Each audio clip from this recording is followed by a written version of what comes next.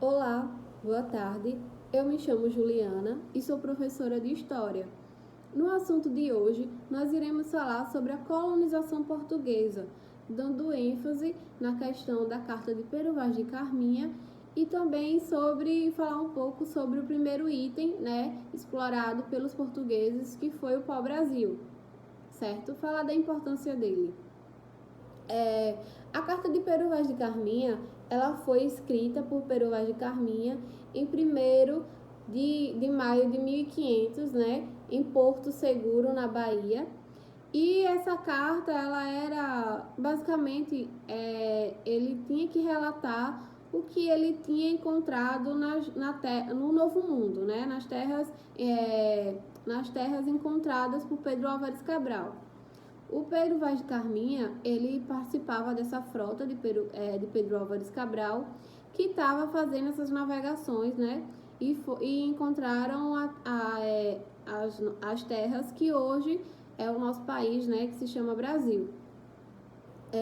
Pedro Vaz de Carminha, ele era o escrivão oficial do rei de Portugal, Dom Manuel I, e ele foi responsável por relatar e escrever essa carta e mandar para o rei de Portugal. Essa carta, ela foi escrita, e foi mandada por Gaspar de Lemos, que era um navegador. Inclusive, ele era considerado um dos maiores navegadores aí da época. Então, ele que foi responsável por levar essa carta, para o rei de Portugal. E na carta, o Pero Vaz de Carminha, ele descrevia basicamente o que ele estava vendo, a experiência deles com esse novo mundo.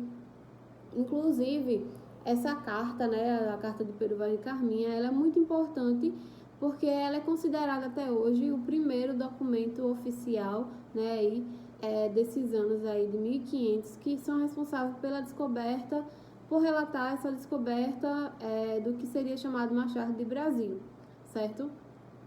Então, Pero Vaz de Carminha, ele ao chegar nas terras, ele relata na carta que o que ele encontra, tanto no fauna, flora, ele fica muito impressionado com a diversidade, inclusive. Ele dá um ênfase e fala muito sobre o inhame, ele ficou impressionado sobre o tipo de fruto. E ele fala também das experiências, que foram vividas entre eles e o indígena, como troca de conhecimento. Por exemplo, os portugueses, eles trouxeram galinhas e alguns tipos de animais que o indígena não estava habituado, não conhecia. O indígena até se assustava com alguns, como por exemplo a galinha. E o indígena também foi mostrando para os portugueses, alguns animais silvestres que eles não conheciam, era específico dessa terra. O Pero Vaz de Carminha, ao descrever o indígena, ele é responsável, também por essa imagem que o europeu tinha dos povos que já habitavam aqui, por considerarem, os europeus, eles consideravam os indígenas como selvagens, Isso porque Pero Vaz de Carminha, ele é responsável por isso, inclusive, porque quando ele relata sobre os indígenas, sobre os povos, ele fala que era um povo que vivia nu, não vestia roupa, e que eram pardos e até uma cor um pouco avermelhada, Fala que eles tinham pinturas no rosto que pareciam uma fita adesiva, só que na cor preta, basicamente na grossura aí de 2 dedos. Eles falam de como era a cultura deles e eles falam que não era a mesma religião, que esses povos tinham, que era o catolicismo, não era a mesma religião. Então ele vai descrevendo, ele fica muito impressionado, ele fala também que parecia o paraíso na terra, onde tudo que quisesse cultivar naquela terra daria, Então, basicamente, o Pero Vaz de Carminha, ele vai descrevendo o que ele vai vendo e a experiência que ele vai tendo com aquelas terras do Novo Mundo. Dando em seguida ao assunto, como eu havia falado, a gente também vamos falar sobre o pau-brasil, né? O pau-brasil, ele foi o primeiro item explorado pelos portugueses, né? E ele teve uma importância muito grande na economia, né?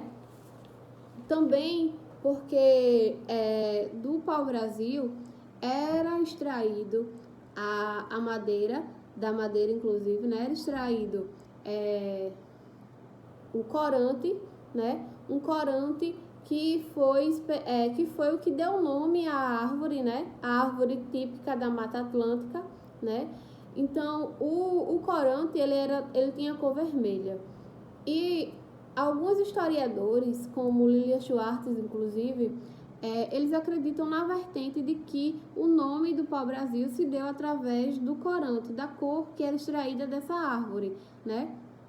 Já que Brasília, que seria um termo latino, né? Ele significaria vermelho ou cor de brasa.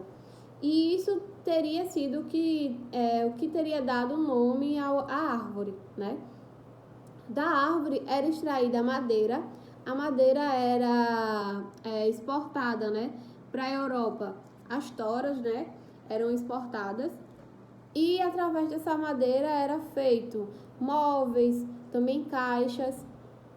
O corante, ele era muito utilizado para tingir os tecidos, né? E esses tecidos, eles eram vendidos, eles eram tingidos, na verdade, na Europa, e foi muito importante o pau-brasil na economia, né, da Europa.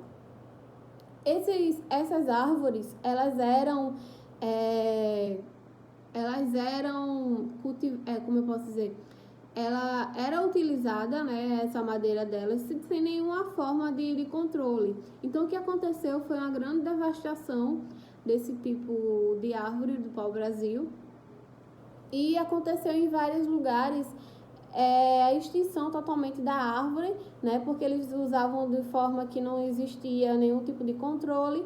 Então, aconteceu vários desmatamentos em grandes áreas, né, dessas árvores. Aqui em Alagoas, né, no município de Atalaia, existia uma grande quantidade de pau-brasil, mas também era devido à importância e à qualidade da madeira dessa árvore, foi totalmente devastado as árvores que existiam no município de Atalaia, um município pequeno. Mas aí a gente entende, né, a economia como o que foi responsável pela principal fonte de economia desse período, né, no Brasil. Essas árvores, elas alcançavam basicamente uns 15 metros de altura, né, e elas eram bem altas, né, e como precisava de um tempo para elas crescerem, os portugueses não estavam interessados em plantar elas novamente para que fosse extraída a madeira. Eu acredito que eles nem tinham noção, né, que de tanto ser utilizada e ser retirada de uma forma sem nenhum tipo de demanda, nenhum tipo de controle, né? Eu acho que eles nem tinham noção que seria devastado totalmente, né? E eles ficariam sem o cultivo, né, dessa planta, sem ter como eu posso dizer, essa matéria-prima. Então, inicialmente, né, os indígenas eram a principal fonte de mão de obra, né, no cultivo e na extração dessa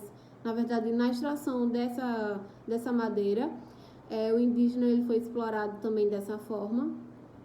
Não muito diferente de outros povos, né, quando são subordinados, né, acontece essa imposição, né, e acontece de o povo que domina aquela terra explorar de tal forma que impor a sua cultura, não levando em conta a cultura que já existia naquela localidade. Então, aqui no Brasil também não foi diferente, né? Houve também essa questão, né, de imposição de cultura, religião e possivelmente também depois a utilização desses povos que já eram originários daquele território, eles também foram escravizados, como foi os nossos índios, certo?